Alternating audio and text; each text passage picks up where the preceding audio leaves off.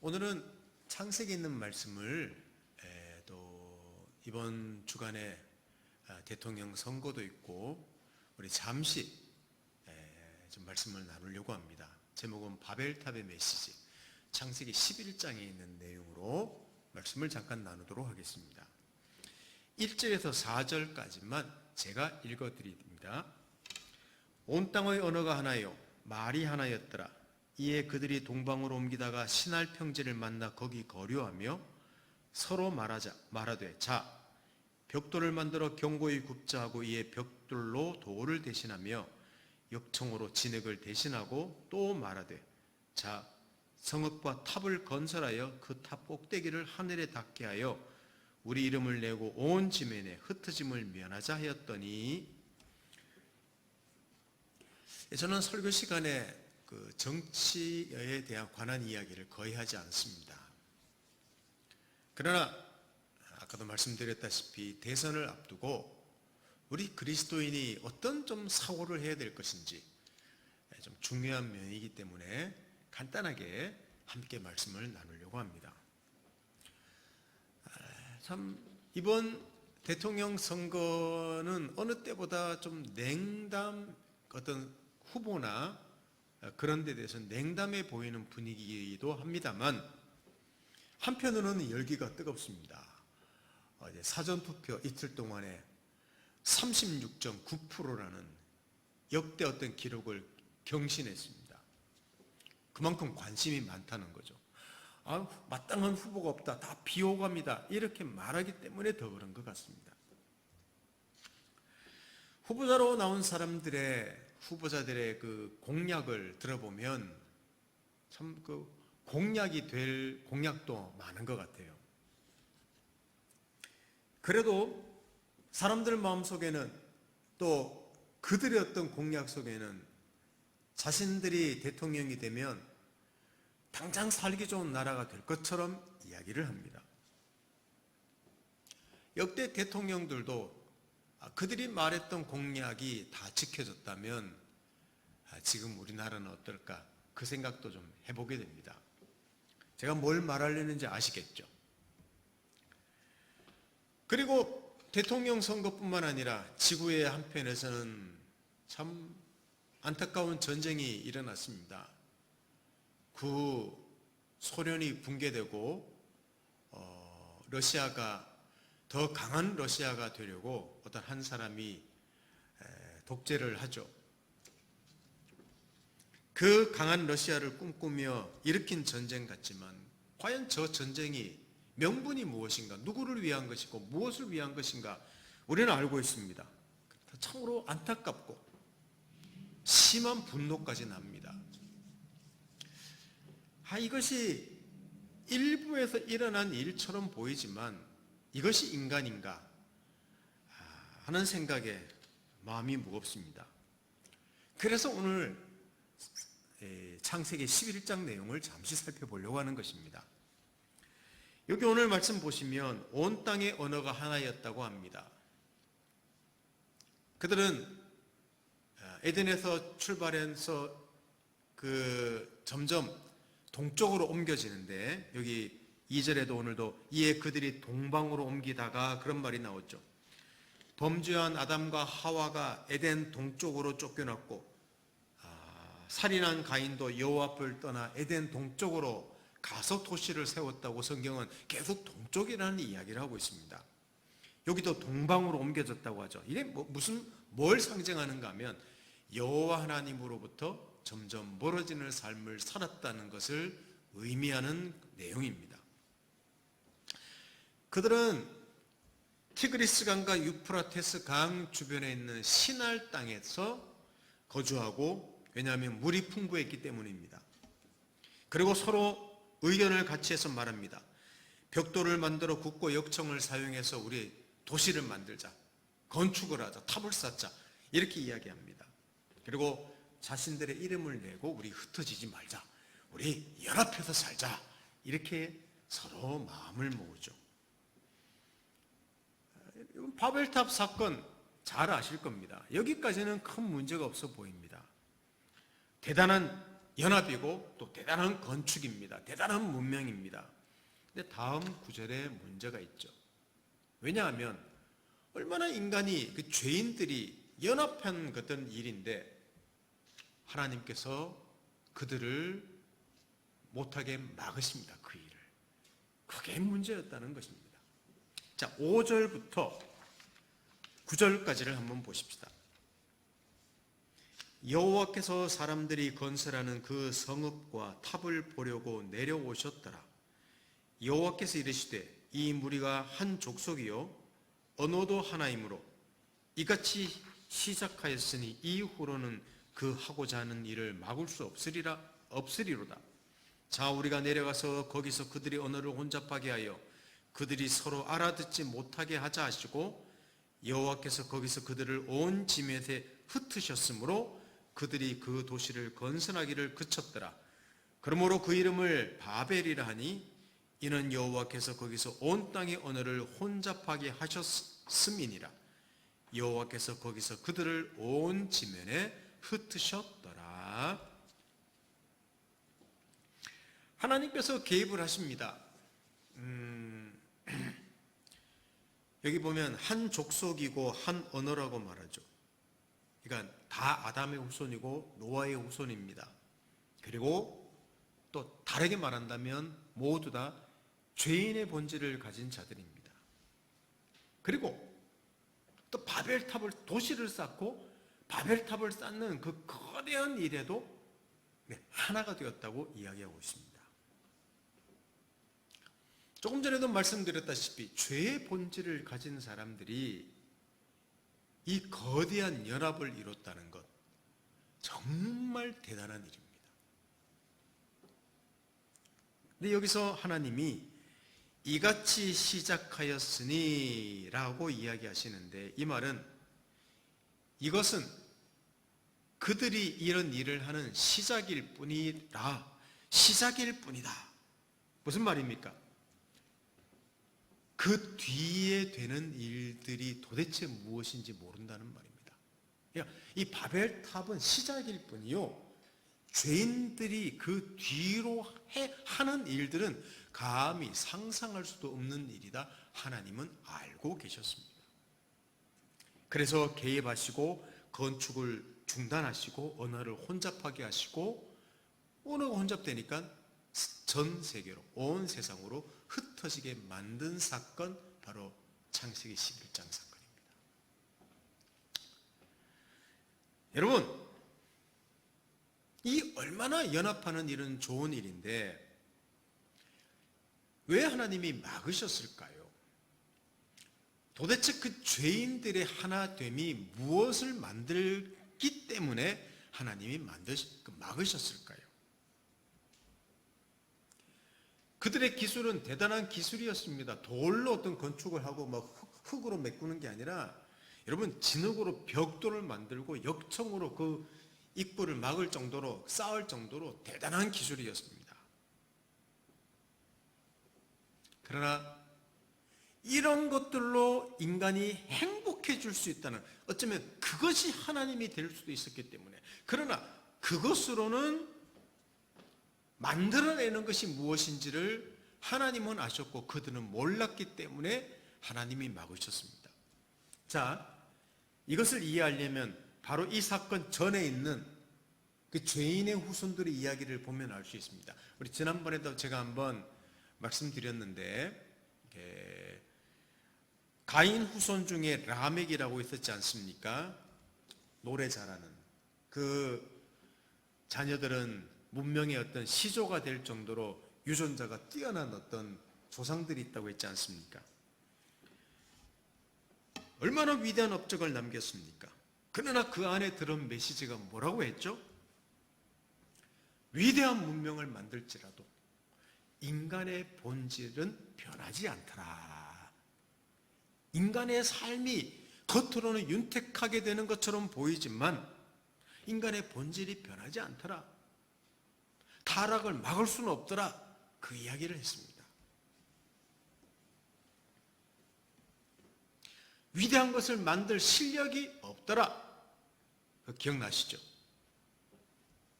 그리고 그 이후에 하나님의 아들들과 사람의 딸들이 서로 결혼했다고 했습니다. 멋진 유전자를 가진 후손들이 막 나왔습니다. 용사들이었습니다. 근데 그 멋진 유전자가 또 만들어낸 게 뭔 줄 압니까? 온 인류에 하나님께서 대홍수로 심판하시는 결과를 낳았습니다. 왜? 그 멋진 용사들이 낳지만 인류는 더 타락하더라. 그게 메시지입니다. 그러면 이 바벨탑 사건, 인류가 하나가 돼서 성을 쌓고 도시를 짓고 우리 하나가 되자, 모여 살자, 연합하자 하는 것일지라도 무엇을 만들어낼 것인가? 하나님은 답을 아시죠. 인간은 자꾸만 망각하더라도 어떤 사람들이 생각하기를 인간이 하늘까지 탑을 쌓아서 하나님께 이르려 보려는 그 교만, 물론 교만입니다.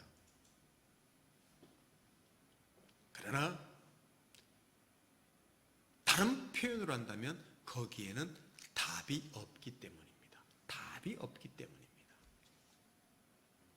인간의 본질적이며 치명적인 문제들, 그 약점들, 죄의 세력, 그 죽음의 세력, 거기에 대해서 사람들이 하나가 되고 지혜를 모으고 힘을 합치고 살기 좋은 세상을 만든다고 해서 그 치명적인 인간의 문제를 해결할 수 없다는 거예요.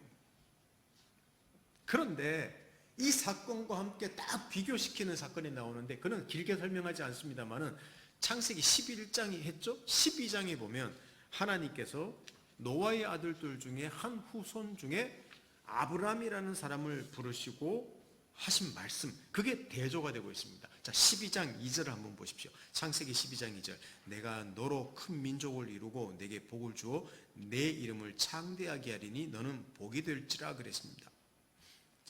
그 이름을 창대하게 하시고 복이 되게 하시고 큰 민족을 이루게 된다. 바벨탑 사건에서 사람들이 모여서 우리 이름을 내자.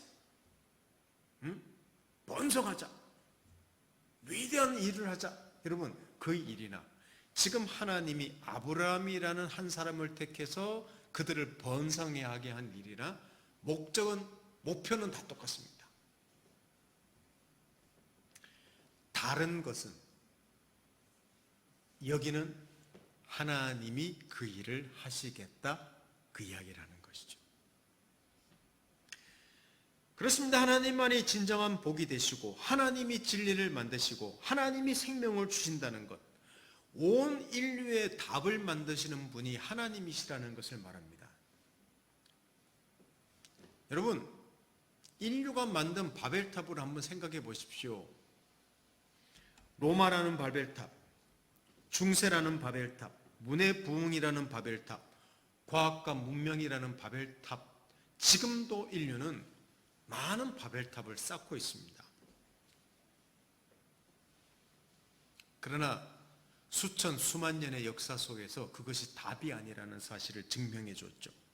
저는 문화, 문명, 과학, 건축 등등 인간의 지혜를 저는 무시하는 건 아닙니다. 정말 필요한 것들이고 그것 또한 하나님의 은총이라고 말씀을 드린 적이 있습니다.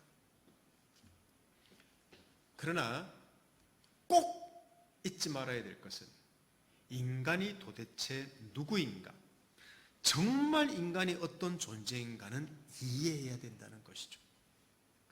실력이 대단합니다. 근데 정작 실력이 없습니다. 여러분, 엄청난 핵무기 같은 거를 만든 실력이 있어요.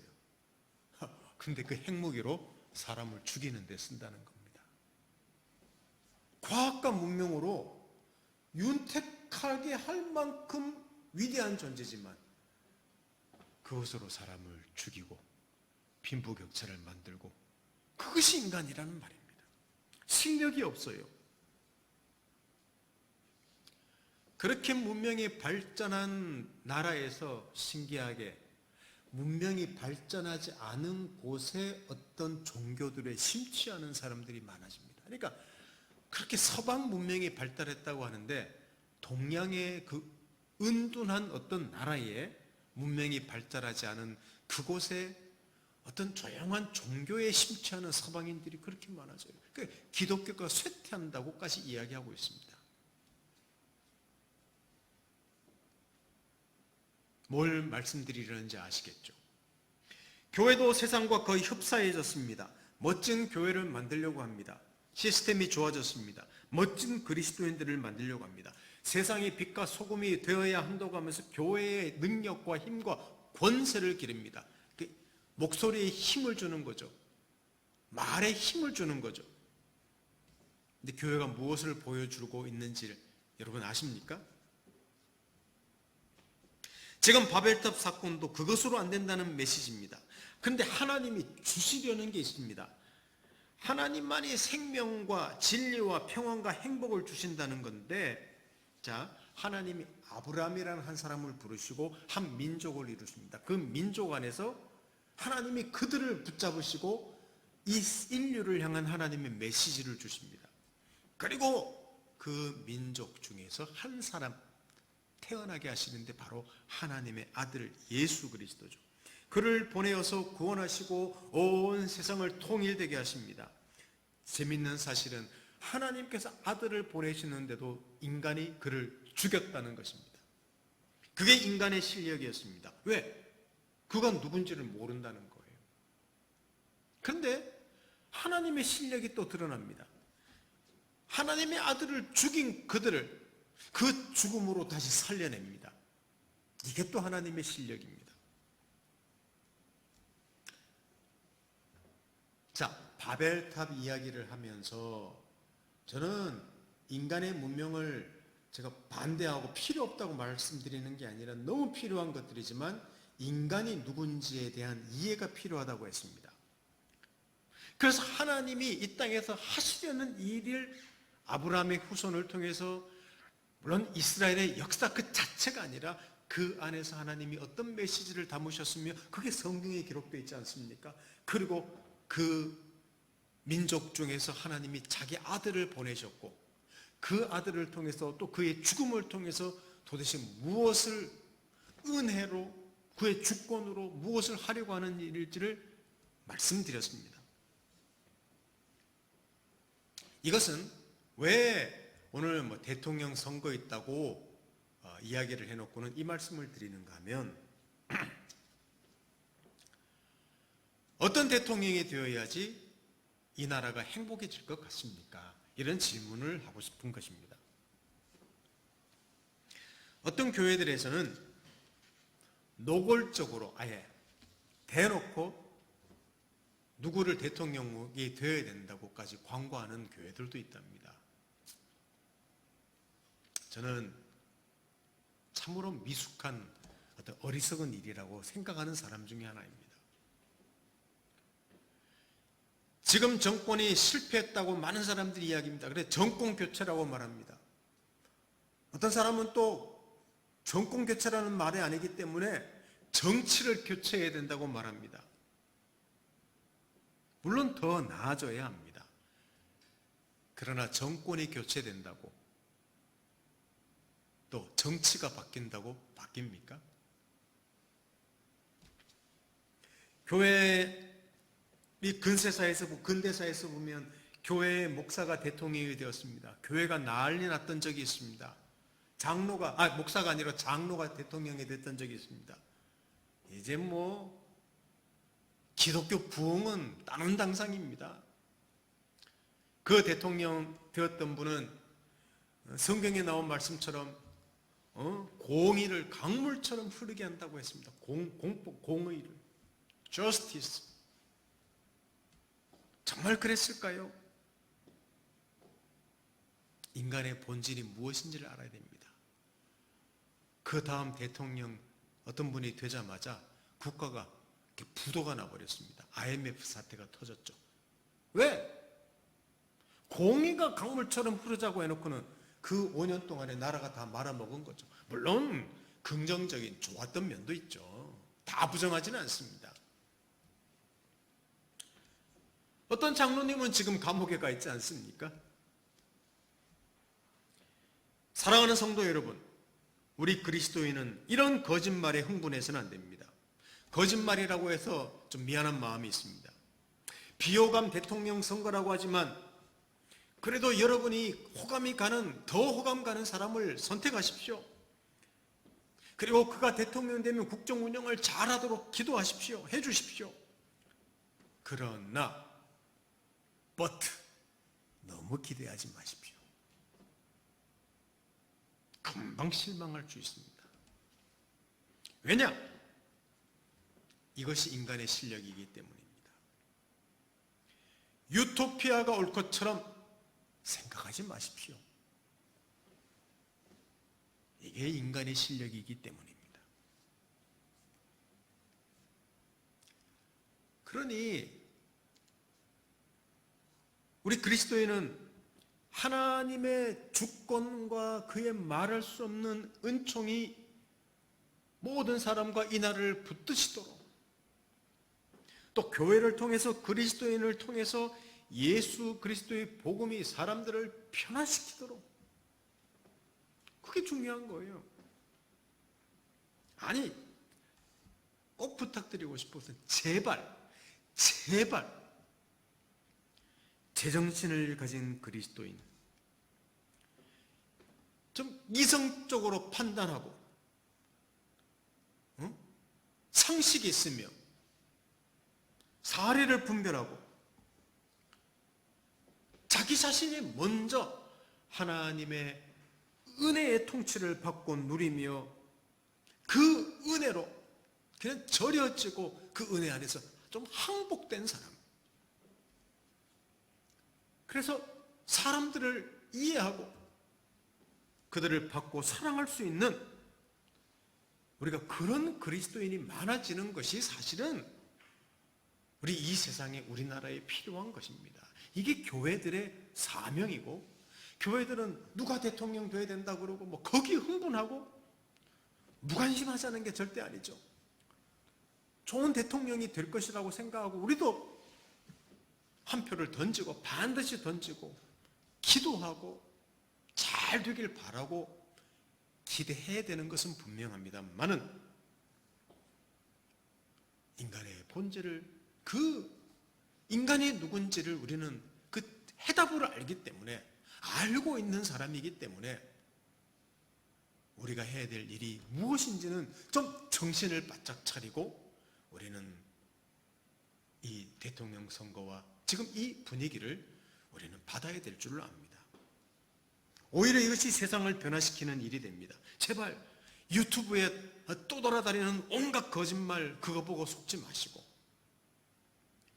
또 어떤 이가 대통령 되면 유토피아가 될 것처럼 속지 마시고, 그 누구도 이런 나라를 만들 수 없다는 것을 여러분 알고 차분하게 이번 선거에서 한 표를 던지시기를 바랍니다. 나라가 더 나아지도록 말입니다. 이 바벨탑의 메시지는 이렇게 지금도 우리에게 그 메시지를 주고 있습니다. 이게 복음입니다.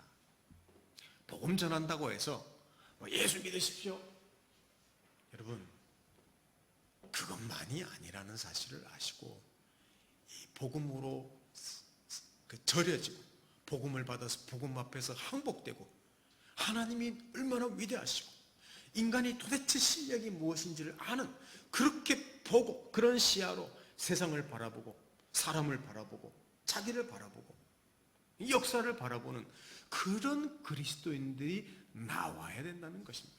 이게 우리 그리스도인들이 이 세상에서 해야 될 일이에요. 사랑하는 성도 여러분, 우리 그리스도인이라는 정체성은 너무나 거대합니다. 이것을 살아가면서 넘치도록 누리며 이런 정체성으로 좀 세상을 이해하고 세상을 바라보고 세상을 섬기는 우리 그런 저와 여러분 되면 참 좋겠습니다.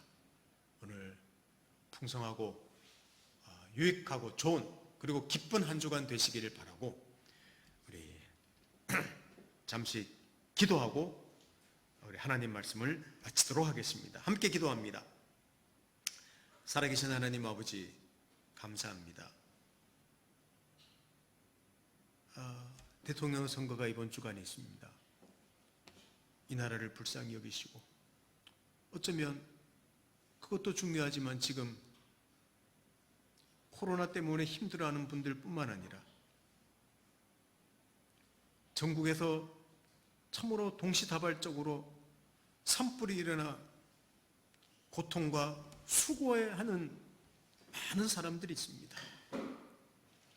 아버지 하나님, 그 어려움에 처한 이 상황을 축복하시고 불쌍히 여기시고, 특별히 대한민국이라는 이 나라를 불쌍히 여겨주셔서 이번 대통령 선거를 통해서 그래도 더 나은 사람이 선출되게 하시고, 특별히 우리 그리스도인은 하나님 주권에 맡기며 인간의 실력이 어떤 실력을 가진 존재임을 알고 우리 그리스도인의 정체성을 알아 나라를 위해서 기도하고 우리의 의무로 우리가 또 감당하며 우리 한 그리스도인으로 인생을 살아내며 사람들을 섬기는 그런 인생 되도록 축복해 주십시오. 예수님의 이름으로 기도드립니다. 아멘.